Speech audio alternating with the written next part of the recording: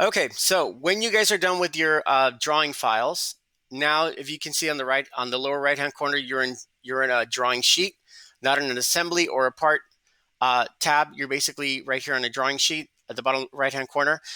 What you want to do to turn this in, once you have fully dimensioned your drawing and you guys have successfully um, modified it and are happy with it, so you right click on the drawing, the name of it, whatever you called it. You could rename it if you want. I can right click and rename that and say that this is a toy exploded drawing. If I want to download this to my computer so I can turn it into Google Classroom, I'm going to right click this again and go to export, which is the first option. Once you go to export, you'll see that the file name is there, Toy Exploded Drawing. You could also modify it within the export if you wanted to. The format will be PDF. Leave everything as is. Leave everything the way it is. You want it to be in color because we don't have to print it anyway, so it's fine.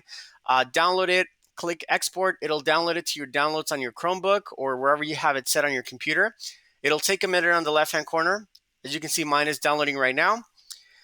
You're downloading a PDF file, so now that I have a PDF now, if I double click it and open it, you'll see that it actually is a PDF. I can take this, transfer it over to Google Classroom, and turn this in for credit. Okay, so that's how we turn in assignments for this next part. Hopefully that was clear.